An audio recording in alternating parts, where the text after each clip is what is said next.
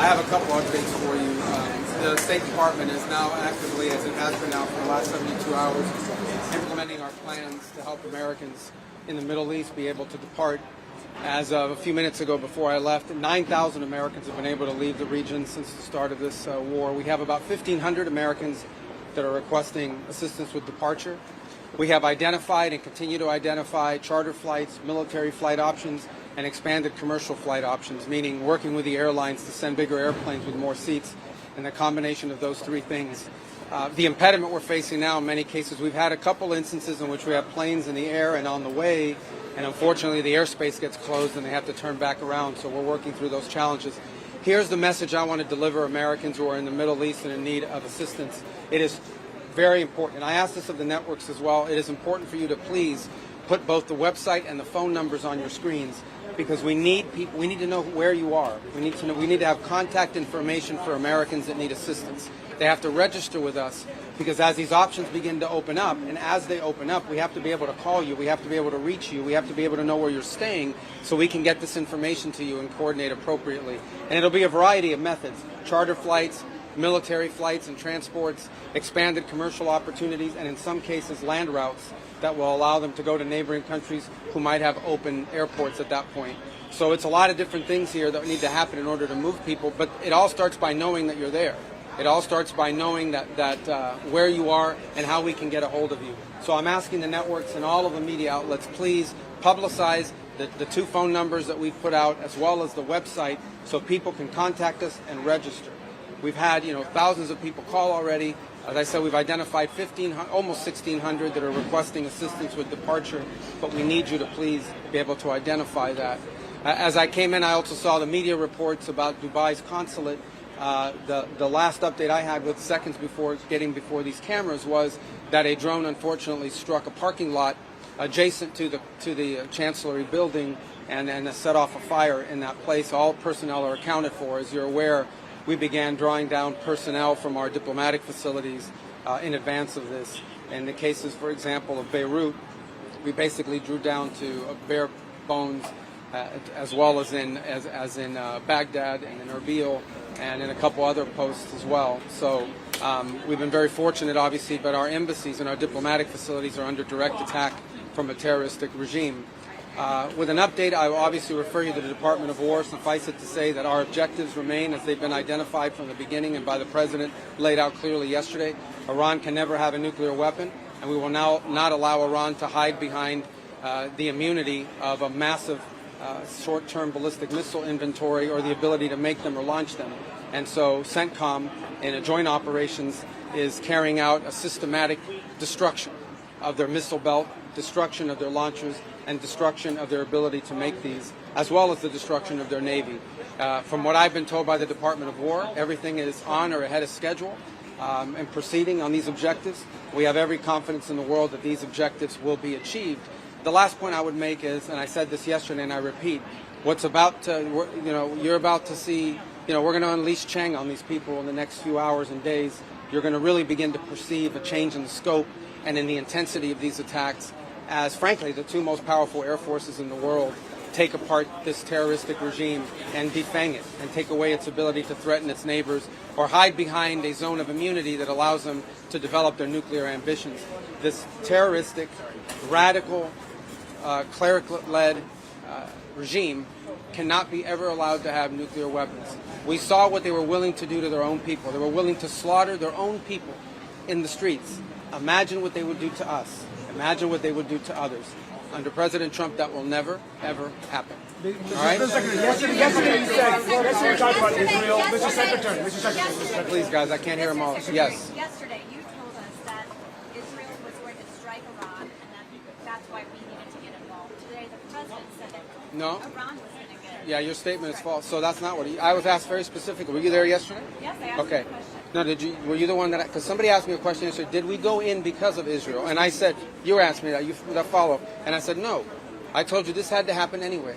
The president made a decision, and the decision he made was that Iran was not going to be allowed to hide behind its ballistic missile program, that Iran was not going to be allowed to hide behind its ability to conduct these attacks. That decision had been made. The president systematically made a decision to systematically destroy this terroristic capability that they had, and we carried that out. I was very clear in that answer. This was a question of timing, of why this had to happen as a joint operation, not the question of the intent.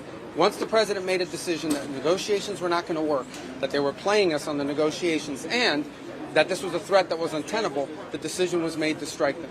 That's what I said yesterday, and you guys need to play it. And if you're going to play these statements, you need to play the whole statement, not clip it to reach a narrative that you want to do, all right? Go ahead. Go ahead. What do you make of the war powers resolutions that you consider? I mean, Congress votes on those. They can if they want. There's mechanisms for it. We've complied with the War Powers Act, even though we believe it's unconstitutional, as has every other administration. Every other president has found the War Powers Act to be unconstitutional. Nonetheless, we notified Gang of Eight, which is an appropriate mechanism by which to notify Congress.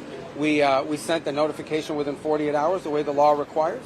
I'm here today to have, I don't know, my 6th or 7th briefing before the entirety of the House and Senate, which is far more than I ever got from any administration in the time that I was here, certainly when I was a member of the Gang of Eight. And so we've over-complied with the law and what it requires. This is an action by the president to address a real threat, This is hostilities designed to eliminate a threat to the safety and the security of the United States and to our allies. Was there a plan in place to evacuate Americans before the attack? Well, that's the plan we're trying to carry out. The problem is, or the challenge we are facing, is airspace closures. If a country closes their airport, for example, in some cases the airports have been hit. So the airport in Kuwait was hit. So if an airport's been attacked or the airspace is closed, then we can have the planes lined up to go, but we can't get them to land because we don't have the permissions to land there. So that's the challenge. But rest assured, we are confident that we are going to be able to assist every American. As I told you right now, we have about a little over 1,500, maybe closer to 1,600 Americans requesting assistance. And we know that we're going to be able to help them. It's going to take a little time because we don't control the airspace closures.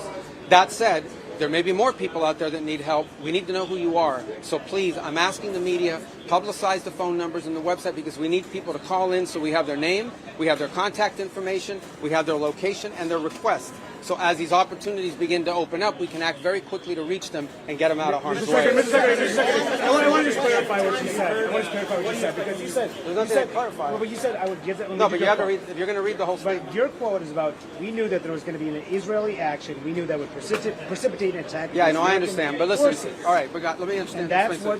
That's but I had a very why specific question from that gentleman, the right? The president said that. Hold on one second. I asked a very. Israelis. Okay, but let me answer, because this is my press conference. Okay. I was asked a very specific question. So you guys can misrepresent it, but I was asked a very specific question yesterday. The bottom line is this. The president determined we were not going to get hit first. It's that simple, guys. We are not going to put Americans' troops in harm's way. If you tell the president of the United States that if we don't go first, we're going to have more people killed and more people injured, the president's going to go first. That's what he did. That's what the president will always do. He will always put the safety and security of our men and women in uniform and of all Americans before anything else. He's always going to do that, and that's what he did here. In addition to that, I would argue that this threat from Iran, they are hiding behind these missiles and hiding behind these drones. They wanted to reach a point where you couldn't touch them, and then they could do whatever the hell they wanted with their nuclear program. And there is no way in the world that this terroristic regime was going to get nuclear weapons, not under Donald Trump's watch. So the U.S. attack. All right. Hold on. Go ahead. At this operation, though, there's a general question of why the president gave the green light, and then there's a question of why did it have to happen this weekend? Are you saying it had to happen this weekend because of that Israeli action? No, this weekend presented a unique opportunity to take joint action against this threat. And we wanted this to have maximum success. We want this operation to be successful at achieving its objectives. I'll repeat the objectives. The president laid them out yesterday. Iran cannot have a nuclear weapon. It cannot have, and therefore it cannot have the things it was hiding behind to have a nuclear weapons program. What are those things? Number one, we are going to destroy their missiles and their missile launchers. We are going to destroy their capability to make these missiles and these launchers, and we are going to destroy their Navy. Those are the objectives, and this weekend, acting at this time, gave us the highest probability of success in achieving those objectives, and as the Department of War will brief you, We are on or ahead of schedule to do So the that. U.S. attack would have happened no matter what. So the U.S. attack happened no matter what Israel is planning to do. Speaker of the House said Israel was going to act with or The without president had US. already made a decision to act on the timing. The president acted on the timing that gave us the highest chance of success. And that's what you're seeing play out right now. You're seeing it play out right now, and you'll see it in the days to come. We will systematically take apart their missile program. We will destroy their ability to sponsor terrorism, by the way. We will destroy their factories. We will destroy their Navy. Those objectives are going to be met. We're well on our way to meeting them. It will not be easy. There will be a price to pay for it, but that is a much lower price to pay than having a nuclear-armed Iran. I got to go brief these guys. Hold on. Yes. Yes, ma'am. How heavily is the administration leaning into the 2001 Justification? What now? How heavily is the administration? Well, that's not our notification to Congress. Our notification, listen, let me explain to you guys this in simple English. Okay? Iran is run by lunatics, religious fanatic lunatics. They have an ambition to have nuclear weapons. They intend to develop those nuclear weapons behind a program of missiles and drones and terrorism that the world will not be able to touch them for fear of those things. And this is the weakest they've ever been. Now is the time to go after them. The president made the decision to go after them, take away their missiles, take away their Navy, take away their drones, take away their ability to make those things so that they can never have a nuclear weapon. That's why the president made this decision. It was the right decision, and the world will be a safer place when these radical clerics no longer have access to these weapons. You see how they're using them now. Imagine how they would use them a year from now if they had more of these. All right, I got time for one more. Yeah, go ahead. Yesterday, several Democrats criticized what you said.